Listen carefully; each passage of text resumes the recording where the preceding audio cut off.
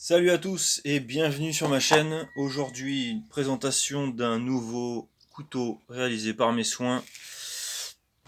Donc un couteau de taille moyenne, on va dire, avec cette fois-ci un étui en cuir.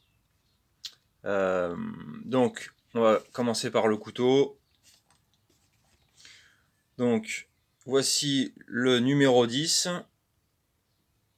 Le numéro 10, toujours en Yolox, toujours 4 mm, avec cette fois-ci un manche en chêne. Donc bois local, hein, on peut pas faire plus local que ça. Sachant que ça c'est du bois que j'avais pour le chauffage, donc bois de chauffage pour le poêle.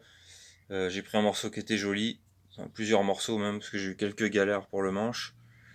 Donc voilà, très joli bois. Rivet laiton, pas d'intercalaire, directement collé, riveté sur la soie. Donc on a un couteau un peu type échasse, on va dire. Voilà, avec une bonne grosse lame bien haute. Je vous laisse voir. J'ai fait un tiré en long satiné. Donc on peut voir dedans, hein. On voit ma main. On voit ma tête, mais la luminosité n'est pas top. Voilà, que dire de plus? Un effet martelé. Un petit effet martelé sympathique. Voilà. Donc un petit couteau, enfin moyen couteau on va dire. Couteau moyen couteau. Voilà, 22,5, 23 à peu près. Allez, on va dire 22,7. 22,7, 4 mm d'épaisseur. Voilà, donc ça c'est encore un cadeau pour un proche, oui. Donc les premiers couteaux, c'est pour m'exercer. Les gens donnent ce qu'ils veulent, mais là on est sur de l'entraînement, hein, toujours. Toujours pas à mon compte, toujours pas professionnel. Couteau toujours pas parfait.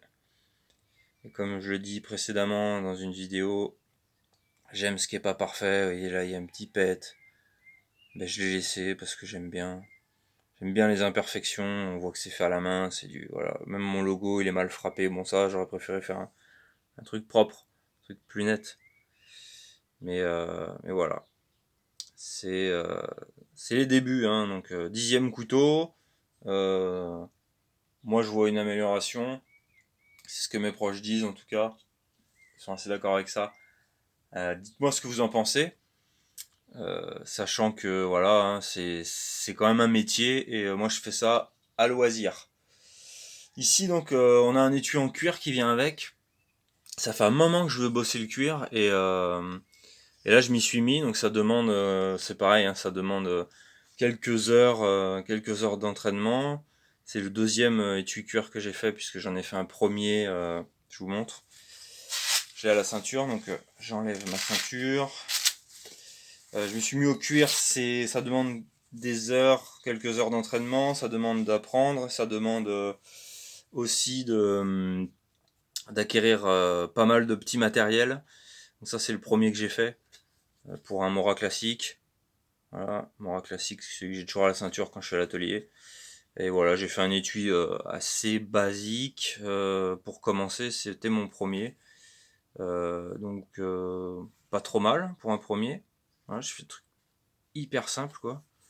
Truc voilà. Je me suis pas pris la tête pour commencer, c'était bien. Le deuxième donc qui n'est pas pour moi, qui est un petit peu plus peaufiné du coup. Donc on a ici du cuir végétal 2,5 mm d'épaisseur. Donc cuir tanné végétal. Je vous laisse aller faire des recherches, savoir ce que ça veut dire si vous savez pas. Mais ça permet de faire la teinte soi-même. Donc j'ai fait la teinte moi-même, il arrive, il est beige un peu comme la couleur de ce bois là, voilà, c'est un beige très clair. Donc là j'ai fait une pièce par-dessus qui est ornementale. On pourrait peut-être passer une ceinture, mais je l'ai pas prévu assez large pour le porter en horizontal. Mais franchement, je suis pas sûr. Bon, ça pourrait passer, mais ça va être un peu serré, un peu chiant. Mais je pense que c'est surtout ornemental, c'est surtout déco. Petit côté elfique, voilà, un petit côté euh, voilà, frappé comme ça, là, assez sympa. Tout fait à la main, hein, j'ai tout fait moi-même. Euh, la teinture, j'ai fait cette pièce un petit peu plus foncée pour que ça ressorte. Voilà, là c'est moulé au manche du couteau. L'étui, le passant je l'ai fait, voilà, c'est une pièce de cuir à part, contrairement à ici où c'est la même pièce de cuir qui vient se replier et qui est cousue. Plus solide, moins solide, je sais pas, dans le temps, je sais pas ce que ça vaut. J'ai voulu changer, essayer autre chose et voilà, c'est pas mal. Donc l'étui plus le couteau, dites-moi ce que vous en pensez. Est-ce que c'est sympa? Est-ce que c'est pas sympa? Voilà, donc ça donne quelque chose comme ça. Porté à la ceinture, ouais, ça dépasse pas trop. J'aime pas les couteaux qui dépassent trop de la ceinture. Donc si j'ai fait en sorte que ça dépasse pas trop, on l'attrape. C'est pas un couteau tactique, hein, donc on l'attrape comme on peut du bout des doigts et hop, c'est sympa. Une rétention sympathique. J'essaye de vous montrer que je triche pas. Voilà, je le tiens par là, par le bout. Une rétention sympathique. Voilà, si j'insiste, hein, eh ben non, il tombe pas. Voilà. Si j'insiste, il finit par tomber. Mais ce moulage permet une bonne rétention, même si on voit que c'est un peu décentré par rapport à l'étui. Mais voilà, hein, l'étui de toute façon est un petit peu vrillé. Voilà, c'est pas parfait. Encore une fois, artisanal, il y a des défauts, c'est plutôt sympa. Moi j'aime bien. Les gens qui veulent des trucs parfaits, ils ont qu'à acheter du. Ils ont qu'à acheter des trucs tout faits dans l'industrie. Voilà, moi j'aime bien l'artisanal. J'aime bien l'artisanal parce que ça permet d'avoir des choses. On voit que c'est fait à la main. Et quand j'achète un couteau artisanal, j'aime bien qu'il y ait des petits défauts. C'est trop propre, c'est trop. Voilà, tous les gens sont à fond dans le polymiroir, c'est super propre, il n'y a pas un défaut, la nanana, la perfection. Euh, Moi, je suis pas dans ce délire-là. J'aime bien qu'il y ait des petites marques. Voilà. Voilà. Bon, je vais pas me répéter. J'ai déjà dit. J'aime bien ce genre de délire.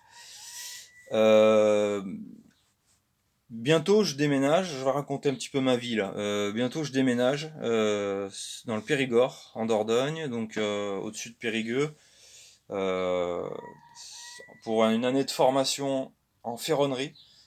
Donc pour potentiellement apprendre la ferronnerie et travailler dedans, et puis à côté faire des couteaux, et pourquoi pas à l'avenir monter une entreprise qui ferait coutellerie, ferronnerie, avec la forge, tout ça, machin.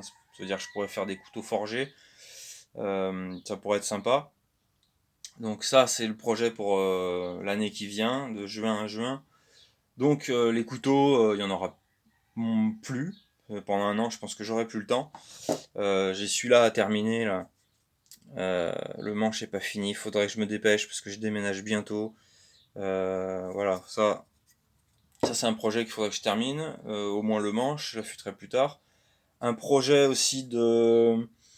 Voilà, je vais montrer ça tout à l'heure. Un projet, ça c'est une pièce en bois que j'ai dessinée, d'impact tool, voilà, pour la self-défense. Donc ça c'est un patron, c'est un modèle, mais pourquoi pas le faire en micarta, en G10 ou en carbone. J'ai envie de me lancer un petit peu là-dedans. Je pense que ça peut être sympa. Celui-là, c'est un premier modèle que j'ai dessiné, mais il peut évoluer. À voir plus tard. À voir plus tard, je sais pas trop. C'est un truc que je vais peut-être rajouter à mes loisirs. Voilà, je crois que j'ai fait le tour. Dites-moi ce que vous pensez de cette petite beauté. Moi, je le trouve très sympathique, hein. Je pense que le membre de la famille qui va le recevoir devrait être content. Après, voilà. Ciao, ciao, à bientôt. Likez, commentez, partagez, abonnez-vous, faites ce que vous voulez. Et attention à vous. Ciao, ciao.